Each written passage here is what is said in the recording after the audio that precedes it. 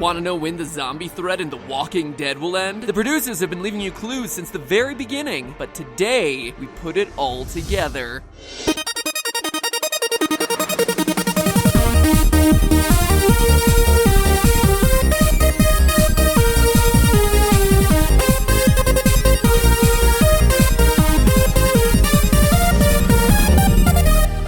Hello, Internet! Welcome to Film Theory, the brainiest YouTube series dedicated to film and TV, which, unfortunately, makes us a prime target come the zombie apocalypse. So you can bet I've been watching The Walking Dead, taking notes on how to survive in the event that happens. Over 6 seasons, The Walking Dead has remained the biggest show on television by constantly reinventing itself. Like in Season 2, when Rick and Carl sought refuge at a farm. At first, Herschel and Rick didn't get along, but after a while, they came to understand one another. Everything was great until zombies raided the farm, forcing Rick and Carl to flee. Or like the time in Season 3 and 4 when Rick and Carl sought refuge at a prison. At first, the prisoners and Rick didn't get along, but then after a while they came to understand one another. Everything was great until zombies raided the prison, forcing Rick and Carl to flee. Or like the time in Season 5 and 6 when Rick and Carl sought refuge in Alexandria. At first, Rick and the Alexandrians didn't get along, but after a while they came to understand one another. Everything was great until zombies raided Alexandria, forcing Rick and Carl to, maybe I was a bit too hasty saying reinventing itself. All ribbing aside though, are Rick, Carl, and the rest doomed to reenact the goriest version of Groundhog Day over and over again until they get careless and wind up trapped under a dead man in a zombie swarm? I mean, look how excited we got when Eugene said he had found a cure to the outbreak, and then we see how well that panned out. Are these survivors going to save the world by the end of the series? Hate to break it to you, but no, they won't. They're just average survivors trying to get by, not superhumans saving the world. But that's not to say they'll be permanently stuck in a zombie hellscape. In fact, I'm here to tell you today that the zombies won't be posing a threat much longer on The Walking Dead. That's right, zombies are going extinct, and that expiration date is approaching far sooner than you may realize. Now first, I need to address one big caveat. Not all zombies were made at the same time. Turning into a zombie is contingent on 2 factors: when you die and or when you're bitten. But it's important to note that the overwhelming number of The Walking Dead zombies were turned in the first 2 months of the outbreak. How do we know this? Well, Rick wakes up 2 months after the outbreak began, and the world's already descended into a complete post-apocalyptic wasteland with only clusters of survivors left. Cities are empty. You can go weeks without coming across another survivor. And as we learned from Dr. Jenner at the CDC at the end of the season, this is also true for the rest of the world. Even France is overrun by zombies. It was the French. What? They were the last ones to hold out as far as I know. Now, zombies gain their power through sheer numbers. It's these hordes that have plagued the remaining survivors from the very first episode where Rick gets trapped in a tank, surrounded by zombies, to the most recent season where Rick gets trapped in an RV, surrounded by zombies. But as much as I joke about repeated tropes in the series, it's these swarms that have shown the most reliable changes. And these changes are our biggest clue to the way the whole series will end. Look closely at the evolution in the design of the zombie hordes across the seasons of the show. We start season 1 with everyone pale and fairly well intact. By season 3 and 4, they're looking pretty rough. And seasons 5 and 6, these guys are faces only a zombified mother could love. Very clearly, the creative team of The Walking Dead has been consciously making the human zombies gradually look more and more grotesque every season. It's a conscious choice, but why? Well, it's not just for scare tactics. They're doing it because these zombies are actually decomposing. And like everything that decomposes, eventually they will be nothing more than a bundle of bones and dust. Based on this information, we can predict a timeline for when the series will end. The composition of a body is broken down into 5 general stages: initial decay, putrefaction,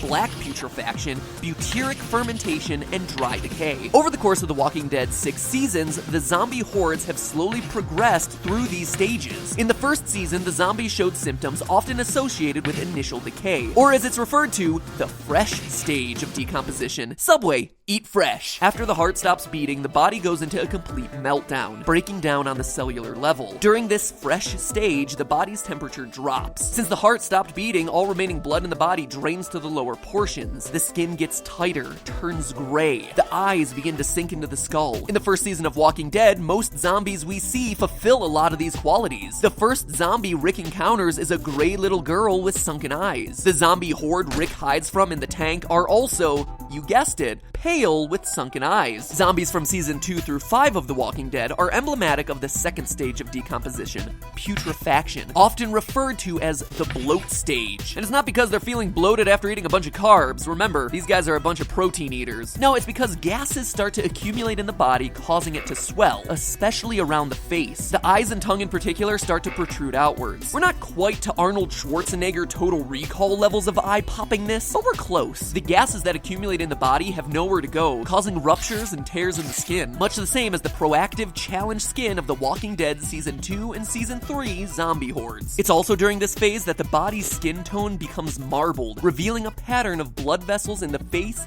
abdomen, and chest. Look across Season 3 and you find yourself some USDA prime marbling. After 2 weeks, the skin becomes so loose that it can easily be pulled off of a corpse. Does that sound familiar? In Season 5, Rosita grabs a zombie out of the woods and, that's right, pulls the skin right off. Which brings us to the third stage of decomposition, black putrefaction, which is even nastier than those first two stages combined. During black putrefaction, or as it's commonly referred to, active decay, the skin of the corpse turns black. The corpse then flattens out like a penny as all the gases escape. The internal organs liquefy, turning the body into a soupy fluid.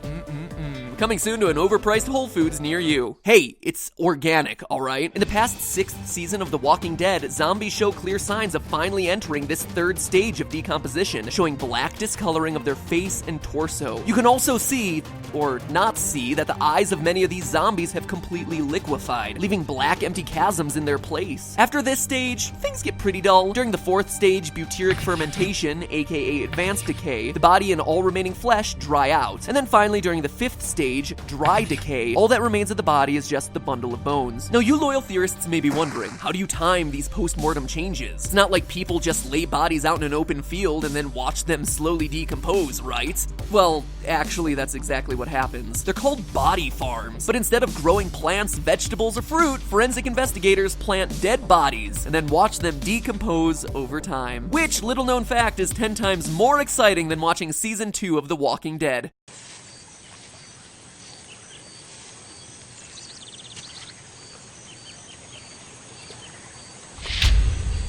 Body farms aid investigators in solving murders and establishing a time frame for the deceased. From this research, we know that the first stage of decomposition generally occurs between 0 to 3 days post-death. Putrefaction occurs 4 to 10 days, black putrefaction in 10 to 20 days, butyric fermentation within 20 to 50 days, and the 5th stage, dry decay, takes between 50 and 350 days post-death. There are a number of factors, though, that actually increase this rate of decomposition in a cadaver. First and foremost, exposure to the elements. According to Casper's law of decomposition. Wait, are you serious? Casper like the friendly ghost. Who comes up with these names? Scientists, real talk. I love the nerdy, tongue-in-cheek naming conventions that you use, but sometimes it's really hard to take you seriously when you're naming laws after children's cartoon characters or proteins after Sonic the Hedgehog. Anyway, Casper's law of decomposition states, quote, that a body left in the open air decomposes twice as fast as if it were immersed in water and 8 times faster than if it were buried underground, end quote. So those zombies, just by rising up out of the ground, have increased their rate of decomposition 8-fold. The second key factor here is temperature. Heat accelerates the rate of cellular breakdown and increases the rate of putrefaction. The hotter and more humid the temperature, the quicker the body will decompose. So obviously, the zombies on the show aren't decaying at the rate of a typical human body. But what exactly is this zombie decay rate? The Walking Dead up to Season 6 has taken place over 552 days since the zombie outbreak began. A typical human cadaver would have decomposed twice over, at least, at this point. So given that Season 6 depicts zombies in the latter days of black putrefaction, blackened skin, liquefied organs, which tends to happen around 20 days post-death in a normal cadaver, we can use this as correlative evidence to predict when complete zombie decay will occur. If 20 days equals the typical amount of time for a cadaver to reach black putrefaction, and the same process for the Walking Dead zombies is 552 days, then using some simple math, 20 over 552 equals 50 over x, the unknown complete dry decay for a zombie, zombie, we can predict that the zombies will have completely decayed in 1,380 days. This would be the complete life cycle of a zombie on The Walking Dead, which means that we still have 828 days, a little over 2 years, until the zombies become nothing more than just dried up bones. Now, I know what you're thinking. So what? 2 years? That's a really long time. Look what's happened in just a year and a half on the show. Plus, then the zombies would just be skeleton zombies. By then, The Walking Dead will be hiring Ray Harryhausen. Sorry, that was an obscure reference. Ray Harryhausen was a pioneer of stop-motion animation, and perhaps his most famous scene is a skeleton battle that happens in the movie Jason and the Argonauts. Now you know! It's one of those lesser-known pieces of cinematic history that definitely deserves some celebration, so worth mentioning here. But that being said, The Walking Dead isn't Jason and the Argonauts. The one thing that keeps the zombies going isn't their skeletal bodies, it's their brains. And it probably comes as no surprise that it's not just the external body that decomposes post-death, but internal organs do too. And so when in the decomposition timeline does the brain liquefy? Black putrefaction, the very stage the zombie horde is currently in. Rick doesn't have to shoot or stab a zombie in the head to kill it, he just has to wait for nature to take its course. Step 1, find another prison. Step 2, build a stronger fence. Step 3, profit. So how long should Rick expect to be a dirty camper? At the CDC in season 1, Dr. Jenner shows them the onset of a zombie. Per Dr. Jenner, zombies don't function on the entirety of their brain, just the brain stem.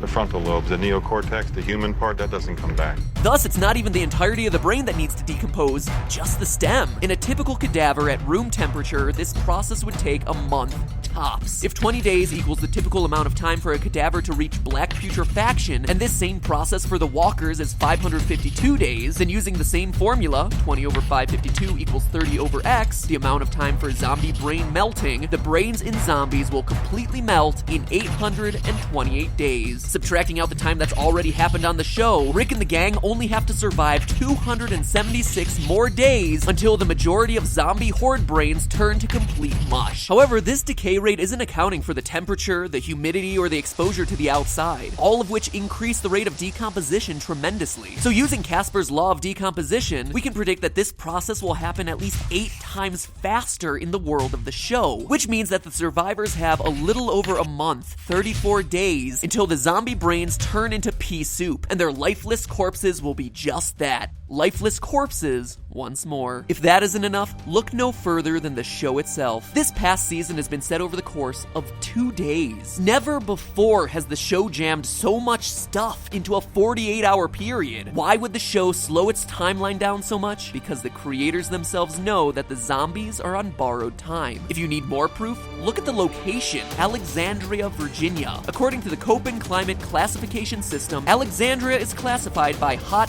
humid summers and has a subtropical climate. So you would think that the zombies would decompose quicker there, but remember, Rick and the gang came from Atlanta, Georgia, where seasons 1 through 4 were set, a substantially hotter and more humid climate. You think it's a coincidence that Rick and Carl are moving to colder temperatures? In Georgia, the zombies would probably have fully decomposed by now. The only way the writers can justify continuing the show is by A, slowing down the timeline to a halt, and B, moving the show to colder temperatures where zombies will decompose slower. So get ready for The Walking Dead Season 15 set over the course of 1 hour in a blizzard in Antarctica. Try as hard as you want, AMC writers, but there's no stopping the inevitable. It's not a question of if the zombies will go extinct, but a matter of when. Time is a zombie's biggest killer, and soon, time will end the zombie threat and The Walking Dead as we know it. But hey, that's just a theory. A film theory. And cut. And before you go, did you know that The Walking Dead has hidden references to the Roman Empire sprinkled throughout its various seasons? It's true. The parallels are actually fascinating. If you want to find out more, click here to check out a brand new video from my friends over at Wisecrack, where they're picking apart the series to uncover the deeper meaning hidden under its fleshy folds. In fact, here you go. Click their logo to check out the whole channel. If you're a fan of my theories, then you're gonna love their interpretations of all things pop culture, from The Matrix to Rick and Morty. So head on over and tell them Matt Pat sent ya. They'll appreciate it. And finally, in case you missed it a couple weeks ago, here's a link to another theory I did on The Walking Dead, exploring how technically everyone on the series should be deaf. Not dead, deaf. It means Rick and the gang are literally The Walking Deaf. Badoom-ching. So there you go, some good options for you. And remember, guys, that's just a theory. A film theory. And cut.